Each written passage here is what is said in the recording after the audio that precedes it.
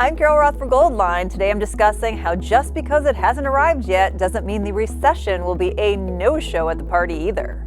The following content does not constitute financial investment or tax advice. It is being provided for informational purposes only. You should consider any investment based on your own financial position, risk tolerance, and other factors. Please consult your own advisors before making any decision to invest. The Fed keeps hiking interest rates. While failing to combat high inflation, the Fed's actions also haven't yet brought us to the brink of recession as many had expected. Why do so many have it wrong? And does this mean that we're going to be able to avoid a recession? Or is the recession perhaps just being fashionably late to the party? Well, think of it as more of a festival than a party. As I have mentioned in previous commentary, with the unusual economic scenario we face as a result of central planning decisions, there aren't a lot of benchmarks to consider.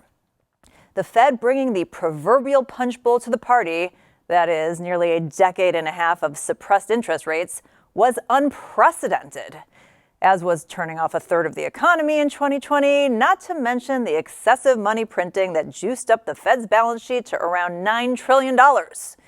You have to consider this historic economic situation in context. Now, the Fed's been using its policy tools to try to bring down inflation, but its tools are demand-side oriented and don't address the major undersupply issues that we're seeing economy-wide. The Fed can't print oil, labor, or housing like they do with dollars, so these undersupply issues remain systemic, and they will be here for the long haul unless they're addressed. More on that in a bit. Now, the Fed, who started the easy money and warped economic party, are now trying to turn off the lights and force people to go home. But consumers, businesses, and the government are still dancing as the music plays on. This party continues because the Fed has to overcome a number of barriers in terms of truly quashing demand. Given their role in erecting these barriers, you'd think they would understand this better. The Fed artificially suppressed interest rates with their easy money policy for around 15 years, with more than half of those years having their target interest rate at or near zero. Debt was cheap and plentiful. Businesses with debt financing needs took full advantage of this easy money environment. Consumers also took advantage of it, locking in low-cost interest rates where they could. And after nearly a decade and a half, basically every entity that needed or wanted debt had access to lots of it at deeply discounted prices.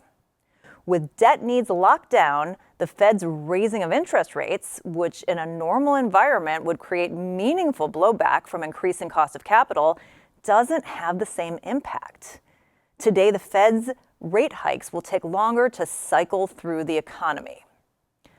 Also, the undersupply in the labor market has been like a coating of Teflon over consumer demand. As long as people have jobs and they believe they can find a new one if needed, they're not going to pull back materially on their spending. This is true even when it means taking on extra debt. And layered on top of all of this is the cost of living adjustments that took place for 2023 to help Social Security recipients keep up with inflation. That 8.7% bump is the equivalent of a consumer stimulus program for around 70 million Americans, which will keep money flowing through the economy. And the Fed's not getting any help from the government either. The government is still spending like drunken sailors, with absolutely no disrespect meant to drunken sailors. The Fed and the government should be pulling in the same direction, but the government has gone financially rogue once again. The strongest Fed policy would be saying, look, we don't have the tools to fix this inflation. We need the U.S. government to pull its weight and do its part. We need them to reduce their deficit spending. We need them to stop creating barriers to supply in energy, labor, housing, and other areas. We're out! But the Fed doesn't have the backbone to do that, and the government isn't going to stop their runaway fiscal train until it completely derails. Now, this doesn't mean that the Fed gets its soft landing and gets to avoid another recession. The recession may just be fashionably late to the party unless something foundationally changes. The plentiful debt will eventually run out and more will be needed, and there will be a bigger impact on working capital. Productivity lags in the labor market will force businesses to make tough choices. Consumers will run out of savings and debt, and cost of living adjustments will be priced into baseline spending. The wealth gap will again be exacerbated, with those in the working and middle class taking a hit to their net worth and not being well positioned to take advantage of the next upcycle. Make sure you keep your financials tight for the short and the long term, as we never know exactly what catalyst may change the macroeconomic environment. Now, if you haven't had an opportunity to hedge your own portfolio, or maybe you haven't hedged enough, consider giving my friends at Goldline a call to help you. They are the only place from which I personally get my precious metals. And do not wait on this. Hedges should be continually evaluated and adjusted on an ongoing basis, dependent, of course, on your current portfolio, your risk tolerance, your objectives, and the changing economic backdrop. Now, in fact, if you call Goldline at 800-319-9533 or visit goldline.com, they have a special offer for their Betsy Ross Freedom Round. Ta-da!